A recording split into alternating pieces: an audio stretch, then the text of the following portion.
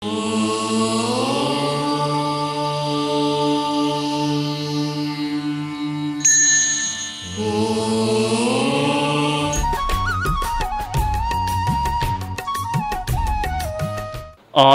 वाङ्मय में कहा गया है,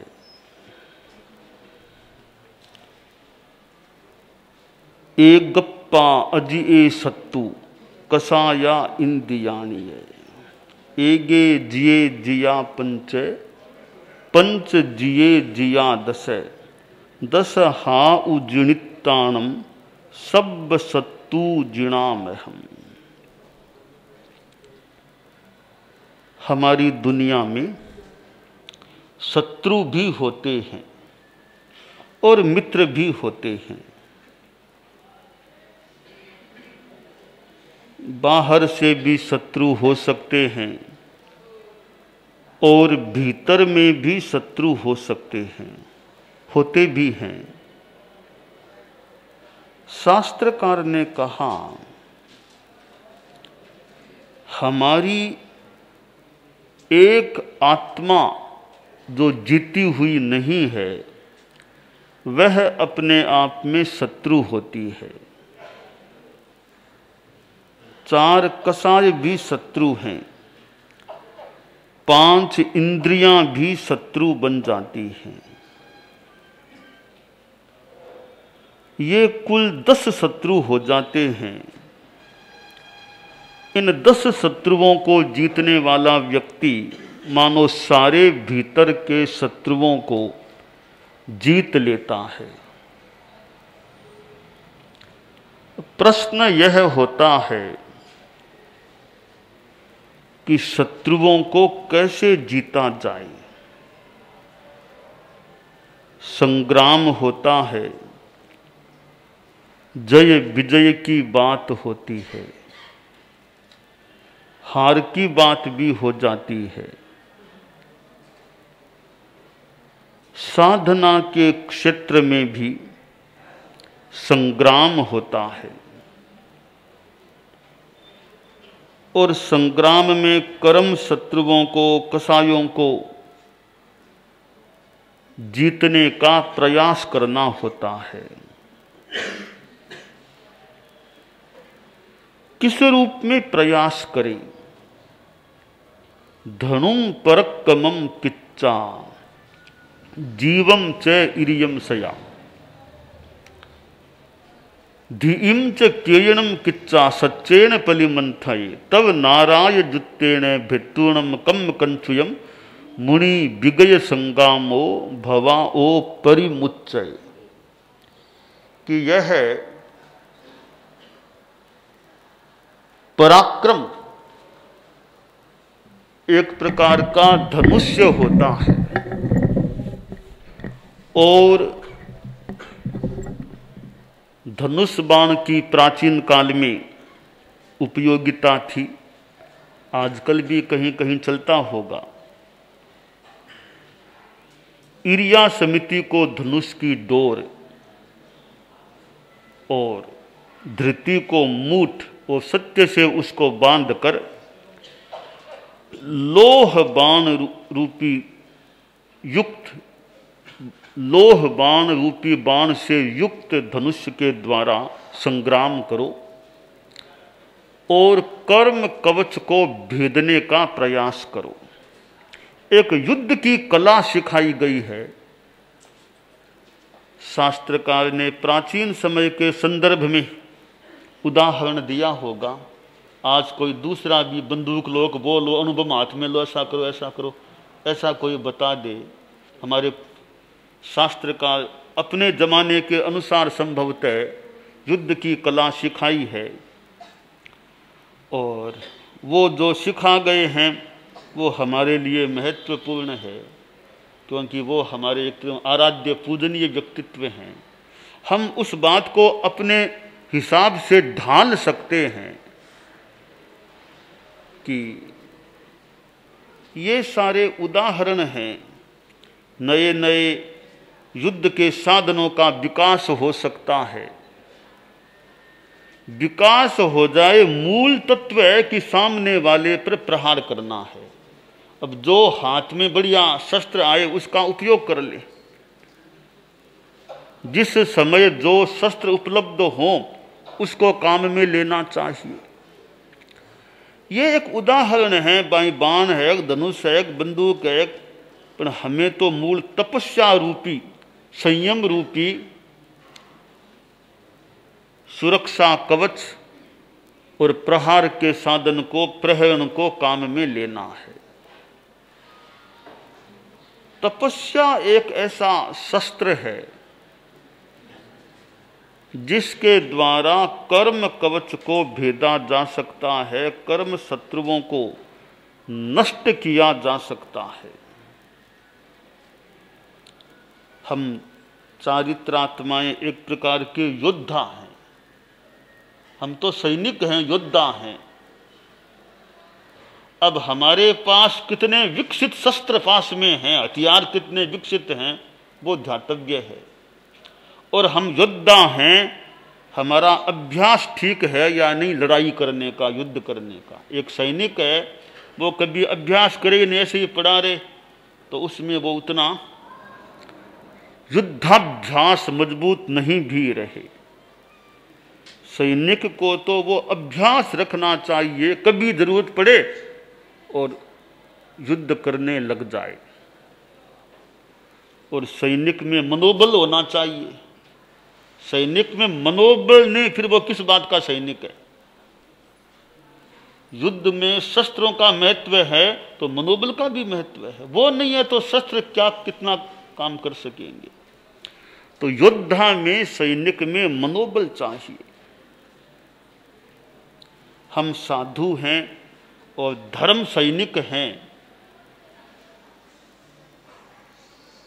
और हमारे मुखिया को सेनापति मान ले, तो सैनिक में वो मनोबल होना चाहिए। हमारा मनोबल कसायों को जीतने के लिए चाहिए, कर्मों को तोड़ने के लिए चाहिए, नहीं कि और किसी आदमी को मारने का मनोबल हमारे में होना चाहिए। हमारा मनोबल किसी आदमी को मारने का नहीं, मनुष्यों को मारने का नहीं, हमारा मनोबल हो कर्मों को मारने के लिए, कसायों को मारने के लिए। तो वो हमारे में कितना है, यह हमारे लिए आलोच्य विषय बन सकता है। परिसह जीवन में आ सकते हैं,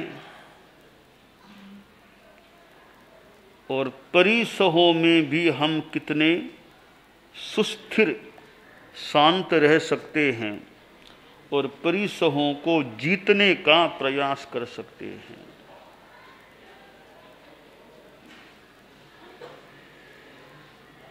एक बार की बात है, मैं छोटी सी यात्रा में गया हुआ था। परम पूज्य विराजमान थे। दिल्ली के आसपास भ्रमण के लिए गया था। तो मैं नोएडा गया। नोएडा दिल्ली के पास नोएडा है।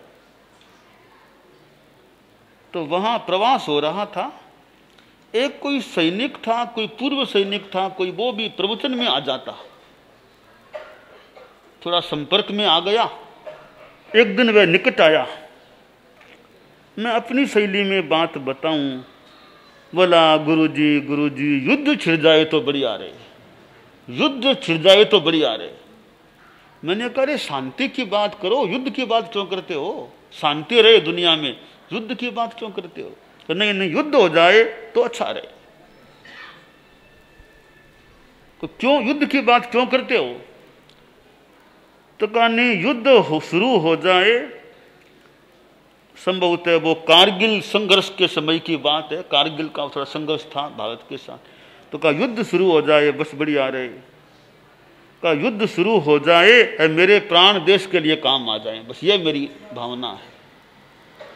मैंने सोचा रे एक इस आदमी में प्राण न्यौछावर की भावना देश के लिए है। तो हम भी एक संयम रूपी देश के लिए कह दें, संयम की साधना के लिए कष्टों को झेल सकें, प्रतिकूलता को भी झेल सकें, ऐसा मनोबल हमारे में चाहिए। क्योंकि हम धर्म सेना के अंग हैं, धर्म सेना से जुड़े हुए हैं। शास्त्रकार ने जो जीतने की बात कही है वो एक सैनिकता से जुड़ी हुई बात है। दूसरों को जीतना बड़ी बात तो हो सकती है, परम बात नहीं हो सकती। शास्त्रकार ने ही कहा है, जो सहस्रम सहस्राणम संगामे दुज्जये जिणे एकम जिणिज अप्पाणम एस से परमो जाओ। एक आदमी 10 लाख योद्धाओं को कोई संग्राम में जीत ले, कितनी बड़ी बात। कितनों को? 10 लाख योद्धाओं को जीतता है, कितनी बड़ी बात है, बहुत बड़ी बात है। परंतु परम बात नहीं है। वे परम बात क्या है? एगम जिणिज अप्पाणम एस से परमो जाओ। एक केवल अपनी आत्मा को जो जीत लेता है वो परम विजय की बात होती है।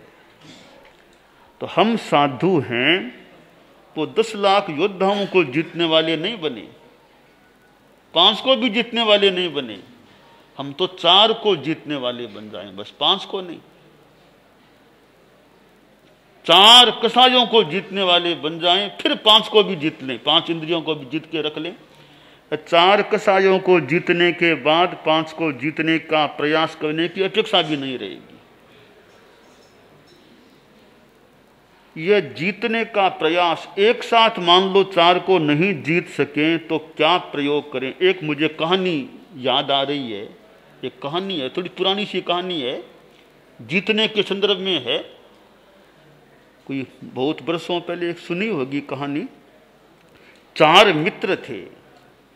4 में एक तो क्षत्रिय पुत्र था, एक बनिया था, एक ये ब्राह्मण था और एक जाट था। 4 मित्र बन गए, एक गांव में रहने वाले थे।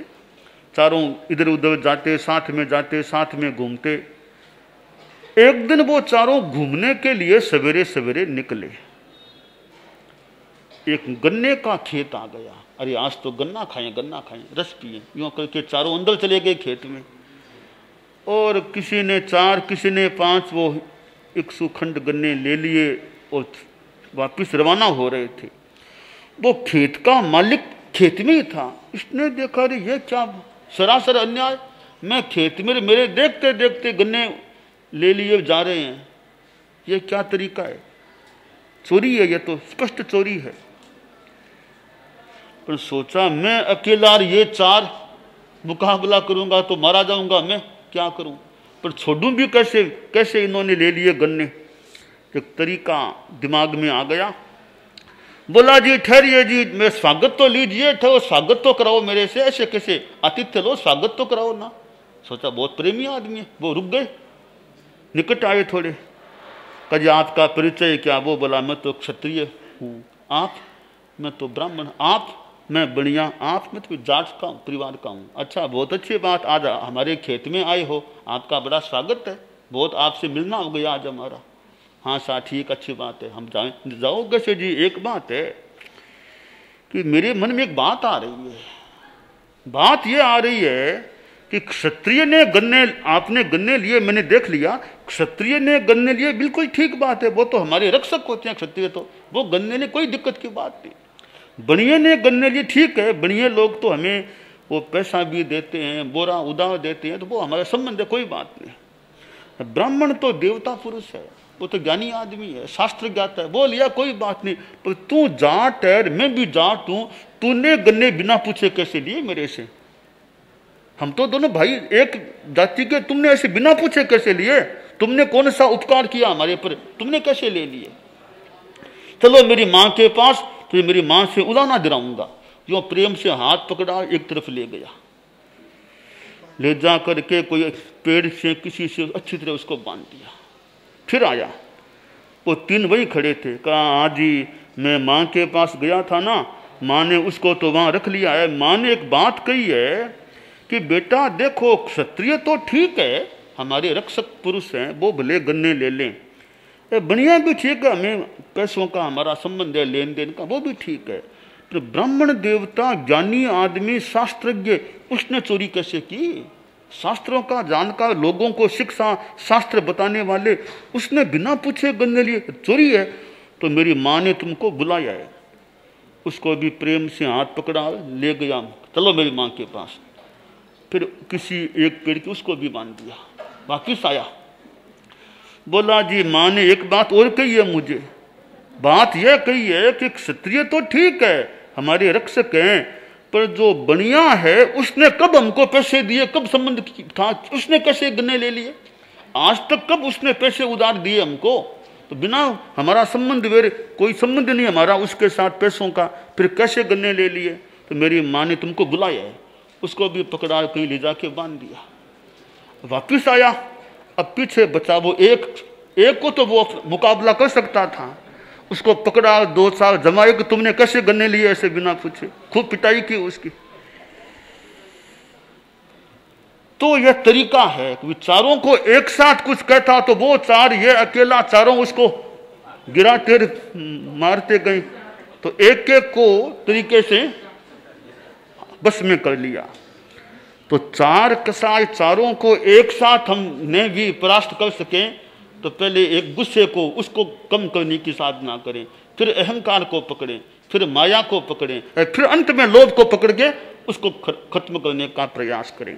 लोभ ऐसे भी अंत में जाता है, वो पहले जाता ही नहीं है, लोभ अंत में जाता है वो। तो यह युद्ध का तरीका है। तो खैर मैंने वो कहानी बताई आपको, कहानी का सार यह है कि एक साथ चारों कसाईयों को नियंत्रित करना कठिन लगे तो एक एक की साधना करके, अनुप्रेक्षा जप अभ्यास करके एक एक को कंट्रोल में ला करके यो हमें विजय पाने का प्रयास करना चाहिए। तो यह शास्त्रकार ने बड़ा सुंदर एक पथ दर्शन दिया है कि 4 कसाय और 5 इंद्रियों को जीतना है।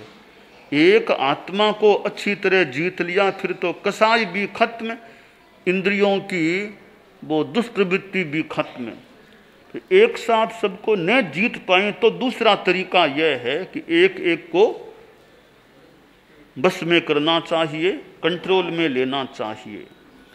तो हमारी चारित्रात्माओं की साधना है वो कसाय विजय की साधना।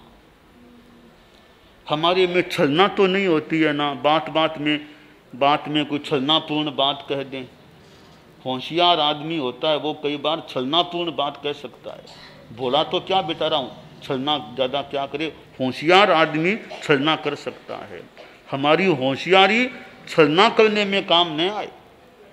हमारी होशियारी बात को ढकने में, तोड़ने मरोड़ने में काम न आए। हमारी होशियारी तो सरलता को रखने में काम आए, तो हमारी विशेषता होगी। तो चतुराई का, होशियारी का उपयोग हमें छलना में नहीं करके, स्खलना में नहीं करके साधना में करना चाहिए। शास्त्रों को समझने में, तत्व को समझने में अपनी चतुराई का, समझ का, बुद्धि का उपयोग करना चाहिए। और जो बुद्धि छलना में लगती है, गलत योजना बनाने में लगती है, किसी को दुख देने में लगती है, वो होशियारी तो कर्मों का बंद कराने वाली होती है। जैसा कि आचार्य भिक्षु का फरमान, बुद्धि तिनारी जानिए जो सेवै जिन धर्म, अवर बुद्धि किण कामरी सो पड़िया बांधे कर्म आश्रय। वही बुद्धि सराहने योग्य है जो जिन धर्म का आसेवन करती है। वह बुद्धि किस काम की जो पड़ी पड़ी कर्मों का बंद कराने वाली होती है। तो हमारे साधु साधियों में, हमें जो भी जितनी बुद्धि है, प्रतिभा है, उसका उपयोग संबोधि को याद करने में कर ले। स्मरण शक्ति ठीक है तो संबोधि को याद करने में स्मरण शक्ति का उपयोग करें, दूसरों को सिखाने में करें। हमारे संत और किशोरों आदि को भी संबोधि भी सीखो। गुरुदेव महाप्रज्ञ जी का जन्म शताब्दी वर्ष आ रहा है, संबोधि को जितना कर सको याद करो। साधियाँ भी प्रयास करें कि संबोधि याद हो। और संबोधि संस्कृत का ग्रंथ है, बहुत सुंदर ग्रंथ है संस्कृत का। और संबोधि में न तो काल अकाल देखने की जरूरत है, न कोई स्वाध्यायी अस्वाध्यायी देखने की अपेक्षा है। संबोधि को याद करने में कोई बाधा नहीं है, और आगम को तो फिर भी कोई बाधा आ जाए संबोधि को याद करने में काल अकाल स्वाध्यायी अस्वाध्यायी कोई बाधा नहीं, निर्बाध स्थिति है संबोधि की। तो उसको याद करके उसको समझने का पढ़ने का प्रयास करें। और संबोधि वैसे दुर्लभ भी होती है, दुल्लहा संबोधि दुर्लभ है, पर हमारे पास तो संबोधि ग्रंथ तैयार है। वो दुर्लभ संबोधि भी एक चीज है, हमारे लिए वो संबोधि तो मानो तैयार है। यह अलग बात है, किताबें कितनी वो अलग बात है, पर संबोधि ग्रंथ तैयार है। तो वे संबोधि ग्रंथ हमारे श्रावक श्राविकाएं भी जो सीख सकें अथवा पढ़ सकें, जैसा भी आनुकूल्य हो, संबोधि को याद करने का प्रयास करें। तो गुरुदेव महाप्रज्ञ जी की जन्म शताब्दी के संदर्भ में श्रद्धार्पण का एक उपाय यह है कि संबोधि को याद करना, बांचना, दूसरों को भी संबोधि की बातें बताना।